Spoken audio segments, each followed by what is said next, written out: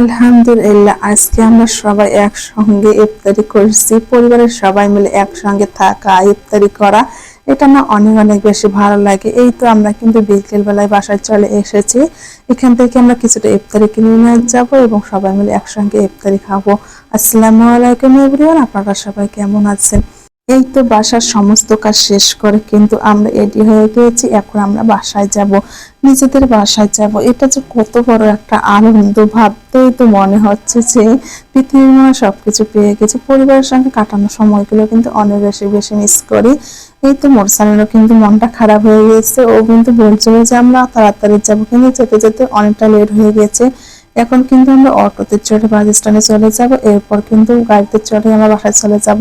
আর আজকে এত পরিমাণে রোদ উঠেছে, অনেকটাই কিন্তু কষ্ট হচ্ছে যে কেননা বাসায় কিন্তু আজকে অনেক অনেক বেশি কাজ করা হয়েছে, এর মধ্যে আবার জার্নি। আর আমার না জার্নি করতে অনেক বেশি কষ্ট হয়, সেটা 1 ঘন্টা রাস্তা হোক কিংবা 10 মিনিটের রাস্তা হোক। আমি গাড়িতে করে যে জার্নিগুলো করা হয় না, সেগুলো আমি কিন্তু একেবারে করতে পারি না। গাড়িতে চড়ার সঙ্গে সঙ্গে কিন্তু আমার মাথা ব্যথা শুরু হয়। কেন জানি এরকম হয়, আমার মতো কি সব আপুদের এরকম হয়? আমরা কিন্তু অটোতে উঠেছি, এখন বাস টার্মিনালে যাচ্ছি।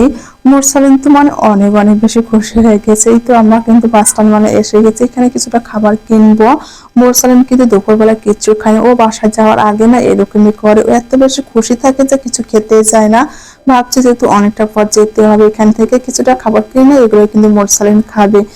এরপর তো আমরা গাড়িতে উঠলাম, কিন্তু গাড়িতে ওঠার পর দেখতেছি একেবারে পিছনের সিটে বসতে আমার অনেক বেশি খারাপ লাগে, কিন্তু কি আর করা, আমার তো বাসায় যেতে হবে। লেট করলে তো আরো বেশি দেরি হয়ে যাবে, সেই জন্য কিন্তু বাধ্য হয়ে বসলাম। এখন তো চাচ্ছি 1 ঘন্টা রাস্তার দিকে তাকিয়ে তাকিয়ে এরকম খোলা আকাশের নিচে দাঁড়িয়ে থাকতে কিংবা দেখতে দেখতে কোথাও জার্নি করতে না আমার অনেক বেশি ভালো লাগে।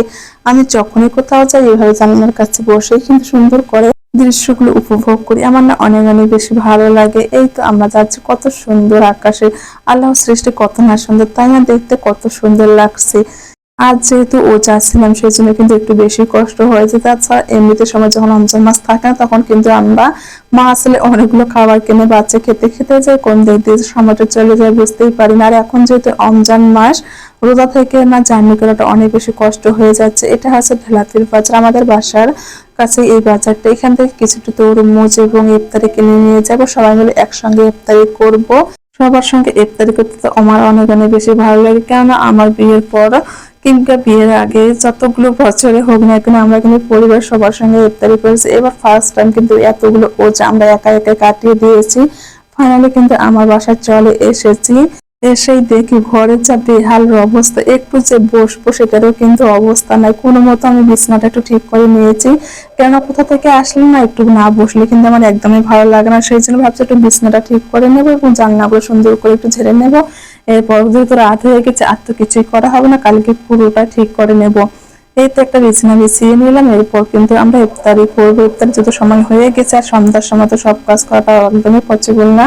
সেজন্য ভাবছি কালকে সকালবেলা থেকে কোমরে কাপড় বেঁধে কিন্তু কাজে লেগে পড়বো।